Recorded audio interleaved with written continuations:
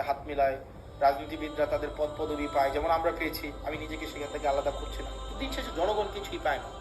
মানে আমরা জনগণের জন্য আসলে কি করতেছি? সবগুলা করতেছি দলের জন্য, সবগুলা করতেছি ব্যক্তির জন্য, সবগুলা করতেছি নিজের জন্য। মানে পিপলটা কোথায়? পিপল তো আমাদের মধ্যে নাই। মানে আমাদের মধ্যে তো পিপল নাই।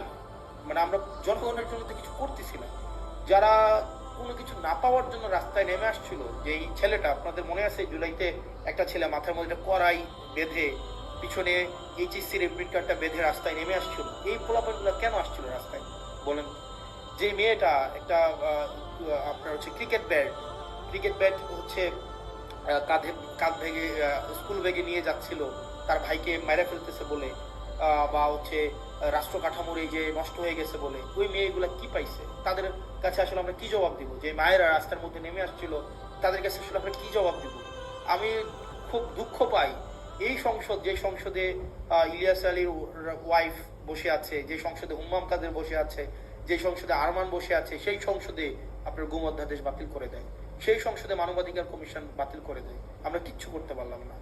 যেই সংসদে প্রত্যেকটা মানুষ সাফারার, সেই সংসদে আজকে এই সাফারার গুলাই অনেকটা অপ্রেশরের ভূমিকায় অবতীর্ণ হতে যাচ্ছে। আমি বিশ্বাস করতে চাই না এটা। তো দিন শেষে আসলে জনগণ কিছুই পায় নাই। জনগণ সবসময় টুল হিসাবে ব্যবহার করা হয়। তাদেরকে কাজে লাগাইয়া যারা ক্ষমতায় থাকে, তাদের ক্ষমতাকে ইলাস্ট্রেট করতে চায়। তো প্রিয় বাংলাদেশবাসী, আমরা আমরা আমরা সরি, আমরা পারছি না। তবে এর মানে এই না যে আমরা হাল ছেড়ে দেব। আপনারা, আমরা আমাদের শেষটা দিয়ে, আমরা আমাদের জায়গা থেকে আমাদের চূড়ান্ত ত্যাগ যদি করতে হয়, সেই ত্যাগের বিনিময় হইল আমাদের এই স্ট্রাকচারাল রিফরমেশন গুলাতে আমরা কোনোভাবেই কম্প্রোমাইজ করব না।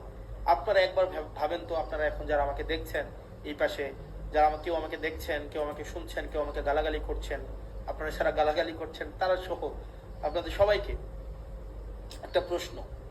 2024 সালে বা 2023 সালে রাষ্ট্র সংস্কারের এই প্রস্তাবনাগুলো যদি শেখ হাসিনা দিত, যে এই ধরনের একটা মানবাধিকার কমিশন করা হবে, এই ধরনের একটা পুলিশ সংস্কার কমিশন করা হবে, এই ধরনের একটা হচ্ছে বিচার বিভাগ পৃথকীকরণ, সুপ্রিম কোর্টের সচিবালয় পৃথকীকরণের একটা কমিশন করা হবে, 2023 সাল বা 24 সালে দিত এই ধরনের প্রস্তাব, আপনারা বলেন তো বিএনপি এটার বিরোধিতা করতো? বিএনপি এটার বিরোধিতা করতো না। বিএনপি এগুলোকে লুফে নিত। এই রাষ্ট্র কাঠামোর এই প্রস্তাবটাকে বিএনপি লুফে নিত।